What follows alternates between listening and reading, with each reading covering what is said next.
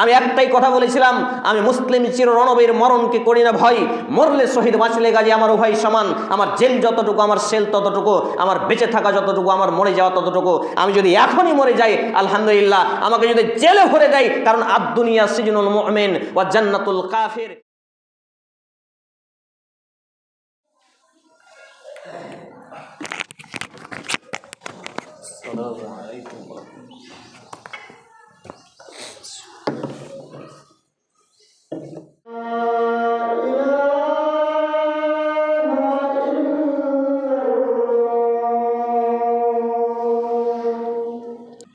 اللهم بارك على محمد وعلى آله وصحبه.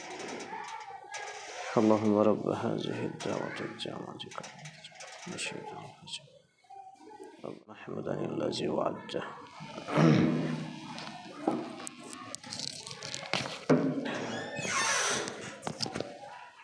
السلام عليكم ورحمة الله. إن الحمد لله نحمده ونستعينه ونستغفره ونعوذ بالله من شرور أنفسنا ومن سيئات أعمالنا.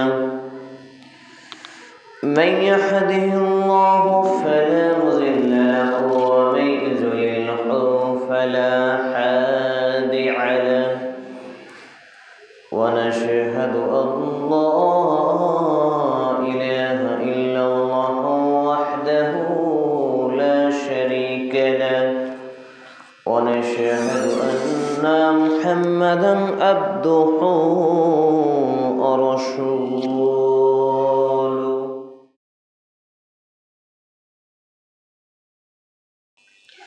أما بعد فإن خير الحديث كتاب الله وخير الحدي حدي محمد صلى الله تعالى عليه وسلم وشر الأمور محدثاتها وكل محدثات بدعة وكل بدعة ضلالة وكل ضلالة في النار.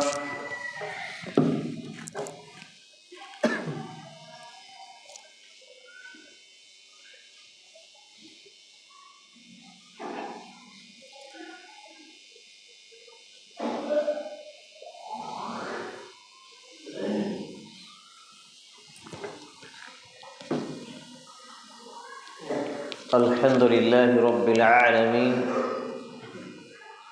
والصلاة والسلام على رسوله الكريم وعلى آله وصحبه أجمعين. أما بعد، قال الله تعالى في كلامه المجيد والفرقانه الحميد: أعوذ بالله السميع العليم من الشيطان الرجيم وما خلقت الجن والإنس إلا ليعبدون. وقال الله تعالى: يا أيها الذين آمنوا قوا أنفسكم وأهليكم نارا. رب اشرح لي صدري ويسر لي أمري واحلل عقدة من لساني يفقهوا قولي. ربي أشر ولا تؤشر وتمم بالخير. ربي زدني علما ربي زدني علما ربي زدني علما. যাবতীয় প্রশংসা, গুণগান, গুণকীর্তন, হামদ ও শান একমাত্র আল্লাহ রাব্বুল আলামিনের জন্য, যিনি এক ও একক, ওয়াহদাহু লা শারীক, খালিক এবং মালিক। যে আল্লাহ রাব্বুল আলামিনের প্রশংসার ধারা শেষ করা অসম্ভব, তারই প্রশংসা করত আন্তরিকতার সাথে, পুরুষ হিসেবে উচ্চস্বরে, এক যোগে এক সুরে সুন্দরভাবে বলি আসুন আমরা বলি আলহামদুলিল্লাহ। অতঃপর অসংখ্য দরুদ ও সালাম, শান্তি ধারা বর্ষিত হোক আখিরি নবীন নবী রাহমাতুল লিল আলামিন মা আমিনার লাল মুরদুল আল মুহাত্তাম মাহপুরুষ মুহাম্মাদুর রাসূলুল্লাহ সাল্লাল্লাহু আলাইহি ওয়াসাল্লামের প্রতি। আমরা বলি আল্লাহুম্মা সাল্লি আলাইহি আল্লাহুম্মা বারিক আলাইহি সাল্লাল্লাহু তাআলা আলাইহি ওয়াসাল্লাম। আজকে জুমার দিন উপস্থিত অত্র জামে মসজিদের ইমাম ও খতিব সাহেব, বিভিন্ন কাজকে উপেক্ষা করে জুমার দিনে আগত ভাই এবং বন্ধুগণ, বাবা জীবন, আমি সহ আপনাদের সকলের প্রতি সর্বশক্তিমান আল্লাহর পক্ষ থেকে সুখ শান্তি দয়া ও রহমতের ধারা বর্ষিত হতে থাকুক, আমরা বলি আল্লাহুম্মা আমিন। শুক্রবার 23শে জানুয়ারি 2026, 3 শ্রাবণ 1447 হিজরি এবং 9 মাঘ 1432 বঙ্গাব্দতে আমরা অবস্থান করছি। আজকে যে বিষয়টি আলোচনা করব, চলমান বিভিন্ন ফিতনা নিয়ন্ত্রণের উপায়গুলি। উল্লেখিত বিষয়ের প্রতি পবিত্র কোরআন এবং সেই সুন্দর আলোকে গুরুত্বপূর্ণ তথ্য ও তথ্যবহুল বিবরণের আপ্রাণ প্রচেষ্টা রাখছি ইনশাআল্লাহুল আজিজ। ওমা তৌফিক ইল্লা বিল্লাহ, আলাইহি তাওয়াক্কালতু ওয়া ইলাইহি উনীব। প্রথমত আমাদেরকে দেখে নিতে হবে যে চলমান বিপদ আপদ, বালা মুসিবত, ফিতনা ফাসাদ এগুলো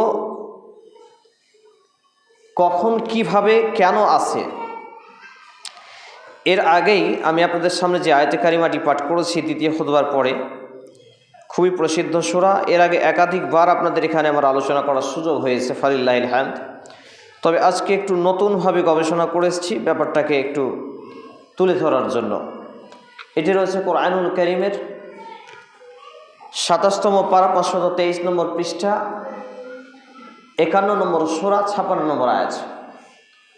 আল্লাহ রাব্বুল ইজ্জত তিনি বলছেন, ওয়ামা খালাকতুল জিন্না ওয়াল ইনসা ইল্লা লিয়াবুদুন। খুবই ছোট্ট শব্দ বা ছোট্ট একটি আয়াত, আর এই ছোট্ট আয়াতের মধ্যে এত গুরুত্ব এবং এত মাহাত্ম্য লুকায়িত রয়েছে, যেটা আমি এবং আপনি কোরআন এবং হাদিস পড়াশোনা, চর্চা, অধ্যয়ন যদি না করি তাহলে উপলব্ধি করতে পারবো না।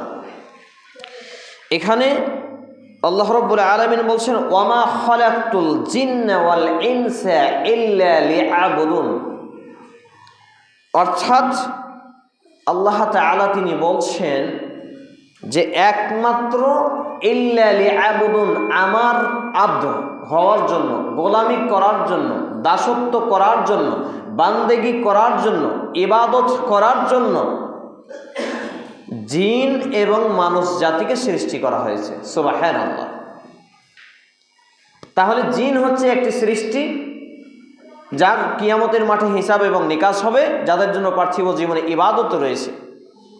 আর আমরা ইনসান, মানুষ হচ্ছে একটি সৃষ্টি যার হিসাব নিকাশ হবে এবং দুনিয়াতে ইবাদত রয়েছে, বিধান রয়েছে, বিধিবিধান রয়েছে। তো ইল্লা লিয়াবুদুন, এটাকে আমরা কিভাবে দেখছি? আল্লাহ তাআলার ইবাদত, এটাকে আমরা কিভাবে নিচ্ছি? শুধুমাত্র শুক্রবারে মসজিদে আসলাম, কিংবা 5 ওয়াক্ত নামাজও বা পড়লাম, বা বড় বড় খাসি কুরবানি দিলাম, রমাজান মাসে, রোজার মাসে 1 মাস সিয়াম অর্থাৎ রোজা রাখলাম, আর এইদিকে তারাবি আদায় করলাম, ইফতারি করলাম, ঈদের দিনে নতুন পোশাক, বেশ পোশাক পরে সুন্দরভাবে সাজুগুজু করে বিভিন্ন রকম খাদ্য বাড়িতে তৈরি করে আনন্দ উৎসব করলাম, বাস এটা ইবাদত হয়ে গেল? মূলত এটা এভাবে আমাকে এবং আপনাকে বুঝতে হবে যে আমার এবং আপনার জীবন থেকে মৃত্যু পর্যন্ত, আমার এবং আপনার জীবন থেকে মৃত্যু পর্যন্ত আল্লাহ রাব্বুল আলামিনের আদেশ এবং তার নিষেধগুলোকে প্রত্যাখ্যান করে, আদেশগুলোকে মান্যতা করে মেনে নিয়ে, নবী মুহাম্মদুর রাসূলুল্লাহ সাল্লাল্লাহু আলাইহি ওয়াসাল্লামের আদেশগুলোকে মেনে নিয়ে, নিষেধগুলোকে ছেড়ে দিয়ে আমাকে এবং আপনাকে মূলত এইভাবে জীবনকে পাড়ি দিতে হবে যে প্রত্যেকটা সেকেন্ড আল্লাহর আদেশ মান্যতা করে, আল্লাহর নিষেধ পরিত্যাগ করে, নবী মুহাম্মদুর রাসূলুল্লাহ সাল্লাল্লাহু আলাইহি সাল্লামের আদেশকে মেনে নিয়ে, নবী মুহাম্মদুর রাসূলুল্লাহ সাল্লাল্লাহু আলাইহি সাল্লামের নিষেধগুলোকে ছেড়ে দিয়ে, আর এগুলো হবে আমাদের প্রত্যেকটা সেকেন্ড হবে ইবাদত। সুবহানাল্লাহ। কিন্তু আমরা মনে করি ইবাদত শুধু মসজিদ পর্যন্তই। উদাহরণস্বরূপ একটু বলি, এখানে আল্লাহ তাআলার যদি আব্দ, গোলাম, দাস না হতে পারি আমি এবং আপনি, এই আয়াত প্রমাণ করে প্রত্যেকটা আদম সন্তান দাসত্ব নিয়েই পৃথিবীতে আসে। সে যখন আল্লাহর দাসত্ব ছেড়ে দেয়, আল্লাহর গোলামি করা ছেড়ে দেয়, আল্লাহর একত্ববাদ, তাওহীদের জ্ঞান অর্জন, তাওহীদের বাস্তবায়ন, শিরকের বৃদ্ধাচরণ, সুন্নাতের বাস্তবায়ন এবং সুন্নাতকে বিদআতকে বর্জন, বিদআতের বৃদ্ধাচরণ, হালালকে গ্রহণ এবং হারামকে বর্জন, ন্যায়কে মেনে নেওয়া, অন্যায়ের প্রতিবাদ করা, এগুলো যতক্ষণ পর্যন্ত একজন মানুষ করতে পারবে ততক্ষণ পর্যন্ত সে ব্যক্তি থাকবে আল্লাহর আব্দ, আল্লাহর দাস, আল্লাহর গোলাম। কিন্তু যখনই কেউ আল্লাহর গোলামি ত্যাগ করবে তখনই সে হবে কখনো কোনো রাজনৈতিক দলের চামচা বা গোলাম, কখন হবে গ্রাম্য সর্দার মরলের গোলাম, কখন হবে মসজিদ মাদ্রাসার কমিটির গোলাম, কখন হবে বিভিন্ন নেতা নেত্রীর গোলাম, কখন হবে সরকারের গোলাম, কখন হবে বিভিন্ন প্রশাসনিক লেভেলের পাঁচাটা গোলাম, আবার কখন হবে সে টাকার গোলাম, কখন হবে নারীর গোলাম, স্ত্রীর গোলাম। এইভাবে সে গোলামিতেই নিমজ্জিত থাকবে। কারণ আল্লাহ তাআলা গোলামি করার জন্যই সৃষ্টি করেছে। এই জন্য দেখবেন যারা আল্লাহর গোলামি করে তারা পৃথিবীতে কাউকে ভয় করে না, কাউকে পরোয়া করে না। কিন্তু যারা আল্লাহর গোলামি করতে পারে না, আল্লাহর ইবাদতে মশগুল থাকতে পারে না, তারা কারো না কারো গোলাম হয়েই গেছে। কখনো ধন সম্পদের, কখনো বিভিন্ন ব্যক্তির, কখনো নেতা নেত্রীর, কখনো আরো কারো গোলাম হয়েই গেছে আর হবে। এটি এই আয়াতের বাস্তব প্রমাণ। আয়াতটাকে যখন আমি গভীর উপলব্ধি করলাম, গবেষণা শুরু করলাম, একাধিকবার প্রায় মোটামুটি 100টা জুমার খুতবাতে বলেছি। 431টা মসজিদে খুতবা দিয়ে আপনাদের এই মসজিদ আজকে 13 নম্বর খুতবা, 12 বার খুতবা হয়ে গেছে এর আগে। তো প্রায় জায়গাতে এই আয়াতটা আমি কোট করেছি, কিন্তু এত গভীর উপলব্ধি এর আগে কখনো আসেনি। যে আল্লাহর গোলামি করার জন্য যখন মানুষকে সৃষ্টি করা হলো, যখনই মানুষ আল্লাহর গোলামি ত্যাগ করবে দেখবেন কারো না কারো গোলাম হয়েছেই আর হবেই, আর না হলে অন্ততপক্ষে শয়তানের তো গোলাম আছেই।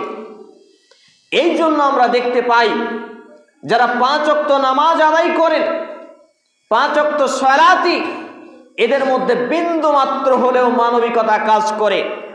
কিন্তু যারা লৌকিকতার ক্ষেত্রে লোক দেখানোর মতো 5 ওয়াক্ত নামাজ আদায় করেন, এদের মধ্যে মানবিকতা বা ধার্মিকতার ছিটাফোঁটাও খুঁজে পাওয়া যায় না। মনে করুন আপনার বাড়ির পাশে একটা বিয়ে শুরু হলো, বিয়েতে গান বাজনা চলছে, ডিজে চলছে, আর আপনার ঈমান যদি এখন বাধা না দেয়, আপনি যদি ওই পরিবারটাকে বাধা না দিতে পারেন, মুসলমান পরিবারকে বলছি, অমুসলিমদের কথা বলছি না। আর অমুসলিমরা আপনার ইসলাম জানে না, যেইগুলোকে আপনার গ্রাম্য সর্দার মরল পুষে রেখেছে, যেইগুলোকে আপনার গ্রামের ঈদগাহ কমিটি পুষে রেখেছে, মসজিদ মাদ্রাসার আন্ডারে যেইগুলো থাকে, এখানে ডিজে বাজছে ধুমধারাক্কা, আপনার মসজিদের ইমাম হয়তো বিবাহ পড়ায়, অথচ এই জাতীয় বিবাহ পড়া হারাম। আজ থেকে 7 বছর আগে খুতবায় চ্যালেঞ্জ দিয়েছি, আজ পর্যন্ত কোনো মৌলবি মাওলানা প্রমাণ করতে পারলো না যে এদের বিবাহ পড়া কেন হারাম। আমি বলেছি যেই সব বিবাহতে গান বাজনা হয়, নাচ গান হয়, শরীয়ত বহির্ভূত কর্মকাণ্ড হয়, নাজায়েজ কর্ম দিয়ে বিবাহ সম্পাদন হয়, এই সব বিবাহকে বিবাহ পড়ানো হারাম। কোনো বাপের হালাল সন্তান যদি মৌলবি মাওলানা থাকে, সে ব্যক্তি আমাকে ফোন করবে, আমি হাবিবুল্লাহ অন ক্যামেরায় বলছি, বক্তব্য দিচ্ছি। কিন্তু আজ পর্যন্ত কোনো মায়ের বেটার এই ক্ষমতা হয়নি যে আপনি ফতোয়া ভুল দিয়েছেন, একটা ফোন করার সাহস হয়নি। এই গান এবং বাজনা বাজছে, আপনার অন্তর হবে, আপনার ক্ষমতা থাকলে আপনি সেখানে ক্ষমতা ক্রিয়েট করুন। ক্ষমতা মানে মার দেওয়া নয়, ক্ষমতা মানে ভাঙচুর নয়, ক্ষমতা মানে হত্যা পরিকল্পনা নয়, ক্ষমতা মানে আপনার কলা কৌশল অবলম্বন করে আপনার বিবাহের ইনভাইট আছে, আপনি বলুন এই সব যদি হয় তোমার বিবাহ খাবো না, কিন্তু আপনি তো খাওয়ার প্রথম টেবিলে থাকেন। আপনার ঈমান কোথায়? আপনি কার গোলামি করছেন?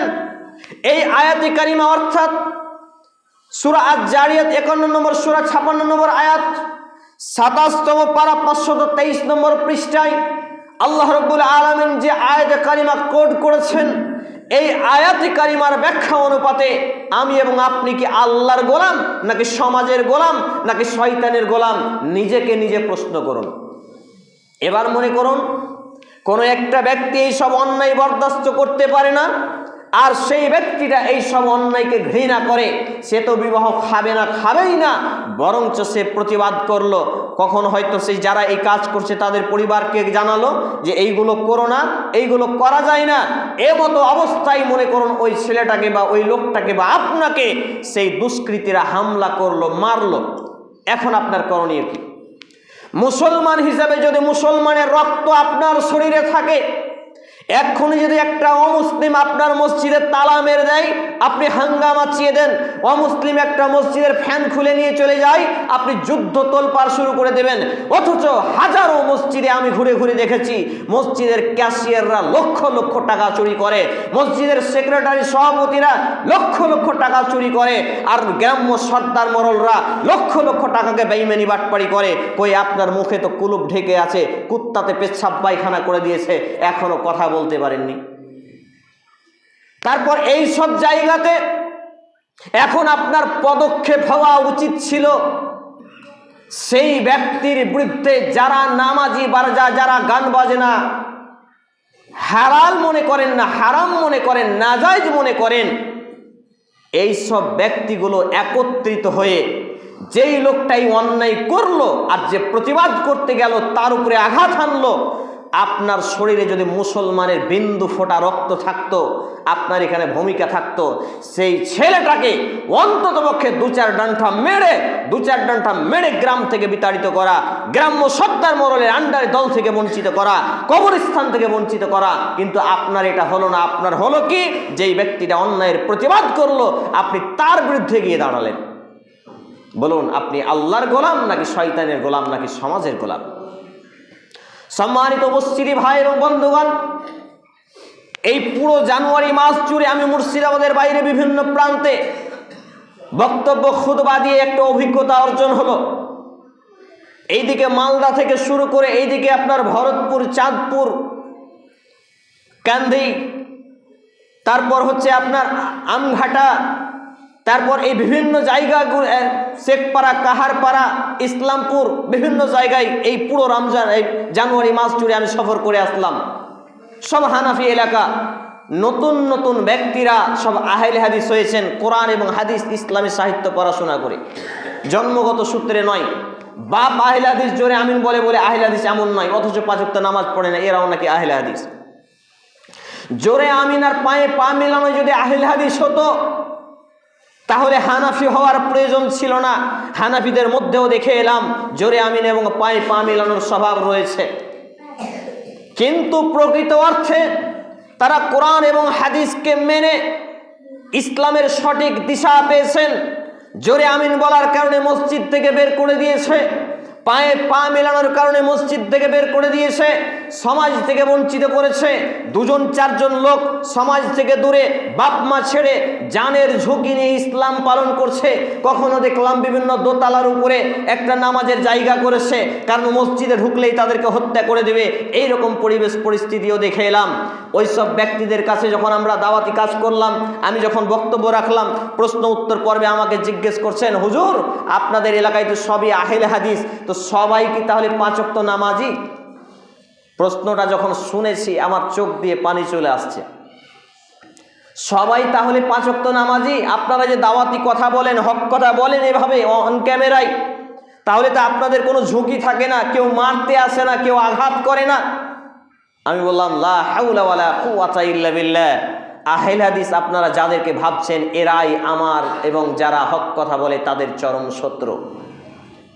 আজ থেকে প্রায় 9 থেকে 10 বছর আগের ঘটনা, যখন আমি বললাম কোরআন এবং হাদিসের সঠিক কথা মানুষকে বলতে হবে দলিল দিয়ে, আর মানুষকে শুনতে হবে দলিল দিয়ে। আমার মতো ব্যক্তি এখানে যে খুতবা দিয়ে চলে গেল, কোরআনের আয়াতের রেফারেন্স নেই, হাদিস নাম্বার নেই, আর কিছু নেই, এই বক্তব্য শোনা যাবে না। এই ব্যক্তিকে দ্বিতীয়বার খুতবা দিতে দেওয়া যাবে না, এই ব্যক্তির বক্তব্য বক্তা হিসেবে আনা যাবে না।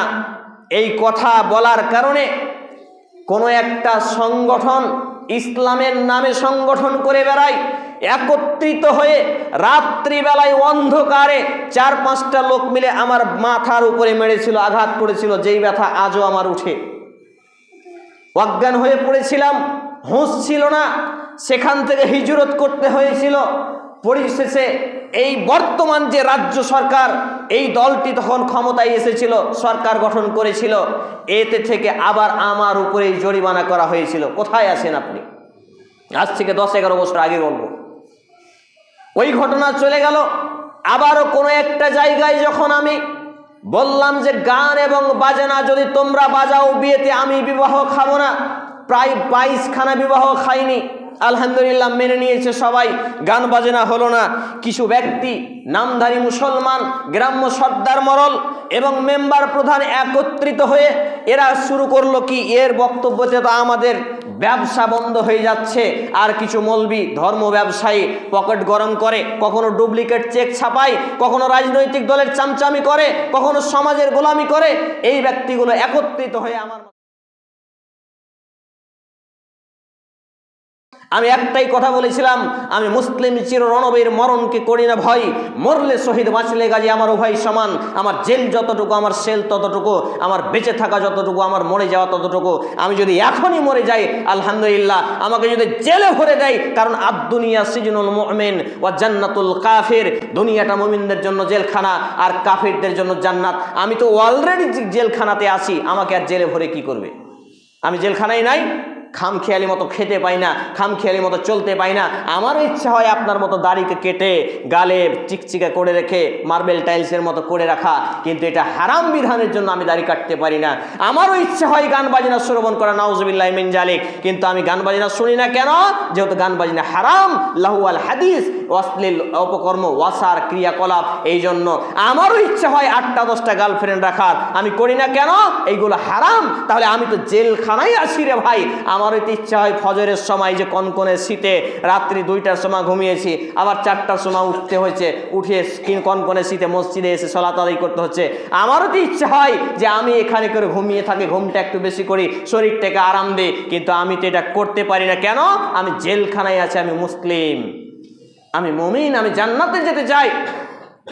তাহলে আমাকে দ্বিতীয়বার জেলখানায় দিয়ে করবে কি? আমি অলরেডি জেলখানায় আছি। সেখানেও যখন থামা গেল না, আমি একটা ক্লাস নিচ্ছিলাম আরবিক ব্যাকরণ। যারা আলেম ওলামা আছেন তারা বুঝবেন, দুরুসুল লগাত। পুষ মাঘ মাসের কনকনে ঠান্ডাতে আমি ক্লাস শেষ করে রাত্রিবেলা যাচ্ছি, আমাকে ফোন করে ডাকা হলো। ওইখানে দেখলাম 13-14টা লোক, কিছু তথাকথিত মাস্টার, এক্স জেনারেল শিক্ষিত এখানে যুক্ত আছে। তাদের ধর্ম ব্যবসা সমাজে লুটে খাওয়া বন্ধ হয়ে যাওয়ার কারণে তারা আমাকে অন্ধকার জায়গায় নিয়ে গেল, আমাকে হত্যা করার পরিকল্পনা করার জন্য। আমি সাইকেলে চেপেছিলাম, একটাই কথা বললাম, আল্লাহ যদি রাজি থাকে আমার শরীরের একটা দেহের লোম পর্যন্ত কেউ বাঁকা করতে পারবে না। ওখান থেকে আমি রিকভারি হয়েছিলাম, আলহামদুলিল্লাহ, কিছু ক্ষতি করতে পারিনি। গত কয়েকদিন পূর্বে পুরো এলাকার যত গ্রাম্য সর্দার মরল আছে একত্রিতভাবে ঘোষণা করলো, হাবিবুল্লাহ যদি মারা যায়, ওর স্ত্রী, ছেলে মেয়ে, পরিবারে কেউ মারা যায়, তাহলে কবরস্থানে মাটি দিতে দেওয়া যাবে না। চিন্তা করেছেন? এই জন্য আমি বলেছি, আমার জীবনে এবং ইসলামের ইতিহাস আপনি ঘেটে দেখুন, নবী মুহাম্মদুর রাসূলুল্লাহ সাল্লাল্লাহু আলাইহি ওয়াসাল্লাম থেকে শুরু করে চলে যান আদম আলাইহিস সালাম থেকে শুরু করে শেষ নবী মুহাম্মদ সাল্লাল্লাহু আলাইহি সাল্লাম পর্যন্ত, বর্তমান সময় পর্যন্ত চলে আসেন। ইসলামের যুগে যুগে সময় সাপেক্ষে অমুসলিম, হিন্দু, খ্রিস্টান, ডোম, চামার, মেথর যতটা ক্ষতি না করেছে, মুনাফিক মার্কা তথাকথিত লেভেলওয়ালা নামধারী মুসলমানরা তার থেকে বেশি ক্ষতি করেছে। আপনি ইসলামের ইতিহাস পড়াশোনা করুন, আর আমার বাস্তব জীবনেও এটাই ঘটেছে। আবার যখন বিবাহগুলোকে বন্ধ করা হলো, বিবাহগুলোতে গান বাজে না, সবাই একত্রিত হলো, ছেলেটাকে যে কোনোভাবে মারতে হবে। রাতের অন্ধকারে হলো, এত জোরে ডিজে বাজছে যে ঘরে খাটগুলো কাঁপছে, দোলকাচ্ছে। এমতো অবস্থায় তারা নিষেধ করতে গেল, হুমকি এলো। কি হুমকি? গুলি করে দেব, বম মেরে দেবো, ছেনি দিয়ে কপিয়ে দেব। আর গ্রাম্য সর্দার মরল আশেপাশে যারা মুসলমান, আমি তো বলি এরা মুসলমানই নয়, এদের শরীরে পুজ হয়ে গেছে, রক্ত নেই, এরা হাতে চুরি পড়া হিজড়া সেজে আছে, এরা অন্যায়ের প্রতিবাদ করতে পারে না। এ কথা আমার নয়, এ কথা কোরআনের, এ কথা হাদিসের। যারা অন্যায়ের প্রতিবাদ করে না, এরা মূলত হিজড়া। আপনি প্রমাণ করে দেব, কোরআনের আয়াত আমার কাছে নোট করা আছে। আর সাহসিকতার কাজ হচ্ছে অন্যায়ের প্রতিবাদ করা। এমতো অবস্থায় রাত্রি 11:30টার সময় আমাকে ডাকা হলো। আমি বোঝাতে গেলাম, আমিও চাইলে এর প্রতিশোধ নিতে পারি বা পারতাম। পেছন দিক থেকে দুইটা লোক দুইটা ডানা ধরেছে, আর দুইটা লোক একই রকম মারছে, হাতে ইট ছিল বা কি ছিল, পিঠের একটা জায়গা পুরো ক্ষত করে দিয়েছে, মাথায় আঘাত করে দিয়েছিল। এতেও যখন দবাতে পারলো না, এখন বলছে ওকে এলাকা থেকে বিতাড়িত করতে হবে। কারণ আমি কোরআন এবং সুন্নাহর একটা শিক্ষা প্রতিষ্ঠান খুলছি, যেই কোরআন এবং সুন্নাহ ভিত্তিক শিক্ষা প্রতিষ্ঠান থেকে আজকে কয়েক ডজন ছেলে মেয়ে পরিবর্তন হয়েছে, কয়েক ডজন যুবকরা আহ্বান হয়েছে। তারা আমার এই চলাফেরা দেখে, কোরআন এবং হাদিসের মান্যতা দেখে তারা নিজেরা মুখে দাঁড়িয়ে রেখেছে, পাঁচ ওয়াক্ত নামাজি হয়েছে, অন্যায়ের প্রতিবাদ করছে। এইসব বিবাহগুলো খাই না, গ্রাম্য সর্দার মডেলকে ফেতরা দেয় না, বেনামাজির জানাজা পড়তে যায় না। এই করার কারণে এখন আমার বিরুদ্ধে আরও কিছু ষড়যন্ত্র করছে। তবে আমি বিশ্বাস করি, আমি যতদিন হকের পথে থাকবো, আল্লাহ যতদিন আমার পক্ষে থাকবেন, আমি যতদিন আল্লাহর ইবাদতে দাসত্বে থাকতে পারবো, আমার বিন্দুমাত্র কেউ ক্ষতি করতে পারবে না ইনশাআল্লাহ তাআলা। কারণ আমি মনে করি আমাকে মারতে মারতে যদি হত্যা করে দেওয়া হয়, আমি শহীদ হয়ে যাব। আমি যদি বেঁচে থাকি, আমি গাজী হব। আমি যদি জেলে থাকি, এটা আমার জন্য হবে আল্লাহর পক্ষ থেকে একটা পরীক্ষা। বা নিয়ে আমি যদি মিশে যাই, তাহলে তো আমাকে আপনাকে মরতেই হবে। অন্যায়ের প্রতিবাদ করলেও মরতে হবে, অন্যায়ের প্রতিবাদ না করলেও মরতে হবে। তাহলে আল্লাহ রাব্বুল আলামিন সূরা আয-যারিয়াত 51 নম্বর সূরা 56 নম্বর আয়াত 27তম পারা 523 নম্বর পৃষ্ঠায় আমাকে এবং আপনাকে দ্ব্যর্থহীনভাবে জানালেন, ওমা খালাকতুল জিন্না ওয়াল ইনসা ইল্লা লিয়াবুদুন। একমাত্র আল্লাহর আব্দ, গোলামি দাসত্ব করতে হবে।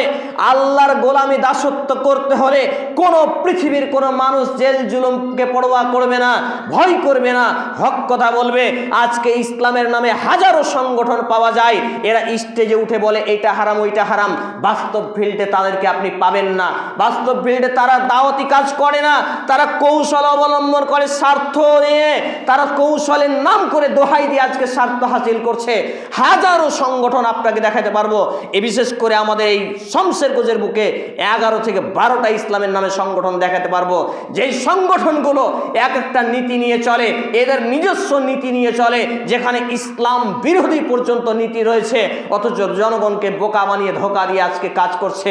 লক্ষ লক্ষ টাকা এরা কালেকশন করে, কোটি কোটি টাকা এরা কালেকশন করে, আর নিজেদের ধর্ম ব্যবসায় বাড়ি গাড়ি আরো কিছুদের বিলাসবহুল জীবন কাটায়। কিন্তু ইসলামের বিন্দুমাত্র উপকার করেছে বলে আমার চোখে পড়ে না। কারণ ইসলামের বিন্দুমাত্র উপকার করা মানে শুধুমাত্র এই বক্তব্যের স্টেজে আর মেম্বারে উঠে বাতেলা মারা নয়, বাস্তব ফিল্ডে গিয়ে মানুষের দোকানে বাড়িতে হালাল হারামের জ্ঞান দেওয়া, কোরআন এবং হাদিসের জ্ঞান দেওয়া, নামাজের দাওয়াত দেওয়া। এই রকম ব্যক্তি আলেম আপনি দেখান দেখি শমশেরগঞ্জের বুকে যে এই লোকটা করে। শুধুমাত্র এলো, 5,000 টাকা 7,000 টাকা 10,000 টাকা পেলো, আর পকেট গরম করে চলে গেল, ইউটিউবে বক্তব্য ভাইরাল হলো, বাস বিশাল বড় বক্তা। আর এই রকম বক্তব্য দিলে প্রত্যেক মাসে 50টা বক্তব্য পাবো আমি। 2টো বক্তব্য আমাদের শমশেরগঞ্জের বুকে 7,000 করে 14,000 টাকা দিতে চাইছিল। আমি এইগুলোকে লাথি মেরে ছুঁড়ে ফেলেছি। কেন? আমি কোনো রাজনৈতিক দলের বক্তব্য বা জালসাতে অ্যাটেন্ড হই না। কোনো রাজনৈতিক দল যদি কোনো জালসা করে, আমি সেই জালসাতে অ্যাটেন্ড হই না, এটা আমার শর্ত। কোনো বেনামাজি যদি জালসার আয়োজন করে, আমি সেই জালসায় বক্তব্য দিই না। এইভাবেই আমি আমার নীতিতে চালাচ্ছি আজকে 17 বছর যাবত। সম্মানিত উপস্থিতি ভাই এবং বন্ধুগণ, আমি দ্বিতীয় খুতবার পরে দ্বিতীয় দফায় আপনাদের সামনে আরেকটি আয়াতে কারিমা পাঠ করেছিলাম। এটি রয়েছে কুরআনুল কারীমের প্রসিদ্ধ সূরার প্রসিদ্ধ আয়াত, সূরা আত-তাহরিম 66 নম্বর সূরা, আয়াত নম্বর 6। আল্লাহ রাব্বুল আলামিন বলছেন, ইয়া আইয়ুহাল্লাযীনা আমানু কু আনফুসাকুম ওয়া আহলিকুম নারা। হে ঈমানওয়ালারা, তুমি নিজেকে বাঁচাও আর তোমার আহাল পরিবার পরিজনকে বাঁচাও জাহান্নামের আগুন থেকে, যার জ্বালানি লকড়ি হবে মানুষ আর পাথর। এখন কোরআন আর সুন্নাহর দৃষ্টিকোণে, কোরআন এবং হাদিসের দৃষ্টিকোণে আমি নিজেকে প্রশ্নবিদ্ধ করি যে আমি কি জাহান্নাম থেকে বাঁচতে পারবো? আমি নিজে যদি জাহান্নাম থেকে বাঁচতে পারি, আমার ছেলে মেয়ে, আমার স্ত্রী, আমি যে ফ্যামিলির হেড অফ দ্য ডিপার্টমেন্ট, আমি যে মেন সদস্য, আমি যে পরিবার পরিচালনা করি, ছেলেকে বলি তুমি মাসে এত টাকা ইনকাম না করলে তুমি হাঁড়ি চুলা আলাদা করে নাও। আমাদের সমাজে এটা আছে, ভিন্ন করে দেওয়া। অথচ ছেলে যদি বেনামাজি হয়, কখনো বলে না বেটা তুমি নামাজ পড়ো নইলে আমার বাড়ি ছেড়ে চলে যাও, কখনো বলে না।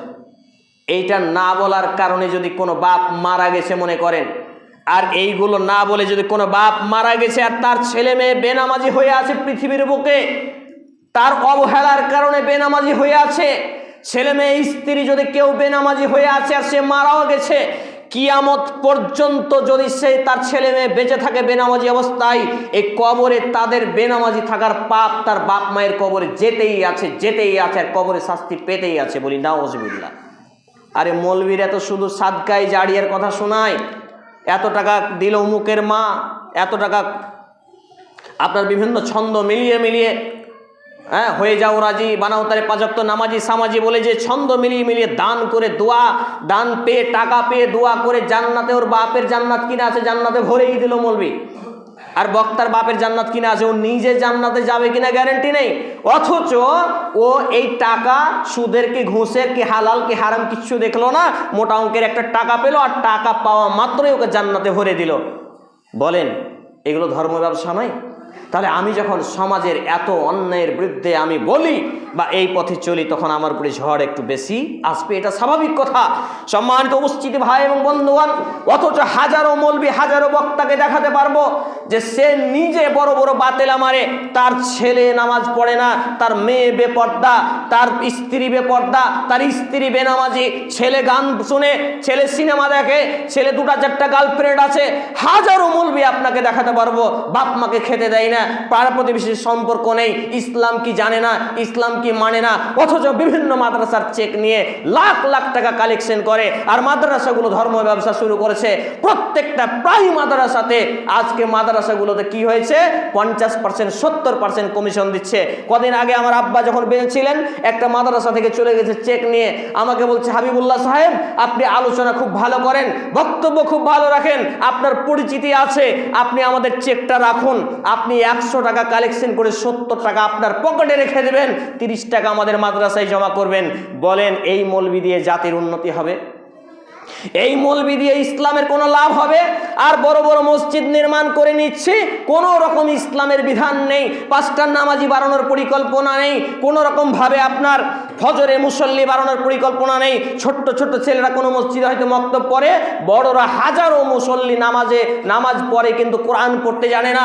এই সব লোকেদের জন্য কোনো চিন্তা চেতনা নেই। বলুন আমি এবং আপনি জাহান্নাম থেকে বাঁচতে পারবো তো? জাহান্নাম থেকে বাঁচতে পারবো? জাহান্নাম তো মামার বাড়ি নয় যে আদরে আপ্যায়নে রাখবে। আরে জাহান্নাম তো কঠিন, যেখানে আল্লাহ রাব্বুল আলামিন সর্বপ্রথম সেই আগুন মানুষের কলিজাকে পুড়িয়ে ফেলবে। তাহলে চিন্তা করুন আমার এবং আপনার পরিণতি কি হতে পারে। সম্মানিত উপস্থিতি ভাই এবং বন্ধুগণ, আলোচনার শেষাংশে এসে একটি হাদিস বলে আলোচনা গুটিয়ে ফেলবো। নবী মুহাম্মদ রাসূলুল্লাহ সাল্লাল্লাহু আলাইহি সাল্লাম তিনি বলছেন, কুল্লু বানি আদম খাত্তাউন ওয়া খায়রুল খাত্তাইন আত-তাওয়াবুন। প্রত্যেক আদমের ছেলে মেয়ে ভুলকারী পাপকারী, কিন্তু সেই হচ্ছে ভালো আল্লাহর কাছে যে ব্যক্তি পাপ করার পরে ভুল করার পরে ভুলটা বুঝে অনুতপ্ত হয় এবং ফিরে আসে, আগে যা করেছে এখন আর করবে না।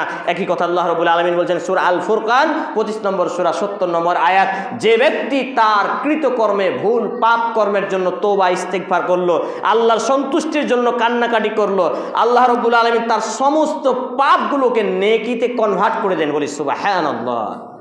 তাহলে আমাকে এবং আপনাকে কনভার্ট হতে হবে, পরিবর্তন হতে হবে। আল্লাহ রাব্বুল আলামিনের কাছে দোয়া রাখি, আল্লাহ রাব্বুল আলামিন যেন আমাদেরকে সে পথে চলার তৌফিক নসিব করুন। আমরা বলি আল্লাহুম্মা আমিন। সম্মানিত উপস্থিতি ভাই এবং বন্ধুগণ, আলোচনার শেষাংশে এসে একটি বিষয় বলতেই হয়, সেটা হচ্ছে আমরা একটি শিক্ষা প্রতিষ্ঠান চালাচ্ছি, যেই শিক্ষা প্রতিষ্ঠান থেকে ইতিমধ্যেই প্রায় কয়েক ডজন নারী পুরুষ ইসলামের পথে ফিরে এসেছেন আলহামদুলিল্লাহ। 5 ওয়াক্ত নামাজি হয়েছেন, মুখে দাঁড়িয়ে রেখেছেন, মেয়েরা বোরখা পর্দা শিখেছেন, বাইরে বের হওয়া ছেড়েছেন। অনেক পরিবার আছে বিড়ির উপার্জন ছেড়ে দিয়েছেন, অনেক ব্যক্তি আছেন যে আপনার ইসলাম নিয়ে পড়াশোনা করছেন। তো একটা পরিবারে এতটাই পরিবর্তন হয়েছে, তার 6টা ছেলে মেয়েকে হাফেজি লাইনে পড়াচ্ছেন আলহামদুলিল্লাহ, এবং তার পরিবারের সব সদস্য এখন নামাজি, শুধুমাত্র আমাদের এই দাওয়াতি খিদমতে। আল্লাহ রাব্বুল আলামিনের কাছে দোয়া করবেন আল্লাহ তাআলা যেন আমাদের প্রতিষ্ঠানকে কবুল করেন। আমরা বলি আল্লাহুম্মা আমিন। আল্লাহ রাব্বুল আলামিন যেন আমাদের প্রতিষ্ঠানকে সার্বিক নিরাপত্তা সহ কবুল করে নেন। আমরা বলি আল্লাহুম্মা আমিন। এর আর্থিক সচ্ছলতা যাতে দান করেন। আমরা বলি আল্লাহুম্মা আমিন। এ দাবি এ দোয়া এ দরখাস্ত মহান আল্লাহ সুবহানাহু ওয়া তাআলার সামনে রেখে আমরা আমাদের জুমার খুতবা আলোচনা এখানেই টানছি। আল্লাহ রাব্বুল আলামিন যতগুলো কথা বললাম সমস্ত কথাগুলো আগে আমাকে উপস্থিত ভাই এবং বাবা জীবনকে মেনে চলার তৌফিক নসিব করুন। আমরা বলি আল্লাহুম্মা আমিন। হে আল্লাহ তাআলা, আমরা যারা এখানে উপস্থিত হয়েছি, আমাদের জীবনে জানা অজানা প্রকাশ্যে গোপনে দিনে রাতে ছোট বড় যে পাপগুলো হয়েছে আল্লাহ সবগুলোকে আপনি মাফ করে দিন, আমরা বলি আল্লাহ আমিন। হে আল্লাহ রাব্বুল আলামিন, আমরা যারা অসুস্থ আমাদের পূর্ণাঙ্গ সিফায়ে কামিল আজিলা দিন, আমরা বলি আল্লাহ আমিন। হে আল্লাহ রাব্বুল আলামিন, আমরা যারা অভাবী আমাদেরকে অভাবমুক্ত হালাল জীবিকা নির্বাহ করার তৌফিক নসিব করুন, আমরা বলি আল্লাহ আমিন। হে আল্লাহ রাব্বুল আলামিন, আমাদের অন্তরে ঈমানি নূর দান করুন, যাতে করে আমরা হেদায়েতের আলোয় আলোকিত জীবন পেতে পারি, আমরা বলি আল্লাহ আমিন। হে আল্লাহ তাআলা, আমাদের যারা মুসলমান হয়ে মৃত্যুবরণ করেছে, বিশেষ করে প্রত্যেকের বাপ মা ভাই বোন আত্মীয় স্বজন, আমার মা দুনিয়া ছেড়ে চলে গেছেন 51 মাস আগে, আমার আব্বা চলে গেছেন গত আগস্ট 3 তারিখে। আল্লাহ রাব্বুল আলামিন আব্বা এবং মা নানা নানি সকলকেই জীবনের জানা অজানা প্রকাশ্যে গোপনে ভুলগুলো মাফ করে দিয়ে তাদের কবরে শান্তির বিছানা বিছিয়ে দিন, তাদেরকে জান্নাতুল ফিরদাউস নসিব করুন, তাদেরকে হেফাজতে রাখুন, সুন্দর রাখুন, আমরা বলি আল্লাহ আমিন। এ দাবি, এ দোয়া, এ দরখাস্ত মহান আল্লাহ সুবহানাহু ওয়া তাআলার সামনে রেখে আমরা আমাদের জুমার খুতবা আলোচনা এখানেই দিতে চাচ্ছি। اللهم صل على محمد وعلى آل محمد كما صليت على إبراهيم وعلى آل إبراهيم إنك حميد مجيد اللهم بارك على محمد وعلى آل محمد كما باركت على إبراهيم وعلى آل إبراهيم إنك حميد مجيد سبحان ربك رب العزة عما يصفون وسلام على المرسلين وآخر دعوانا الحمد لله رب العالمين السلام عليكم ورحمة الله টেনে দিয়ে দেন এটা স্ট্যান্ডার্ড ছেড়ে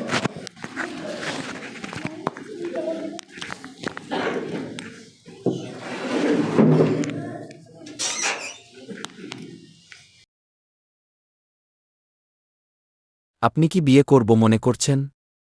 পাত্রপাত্রী খুঁজতেছেন? তাহলে যোগাযোগ করুন নিকাহ প্ল্যাটফর্মে। এটি দিনদার পাত্রপাত্রী খোঁজার একমাত্র শারিয়া ভিত্তিক প্ল্যাটফর্ম। মোবাইল 9002939159।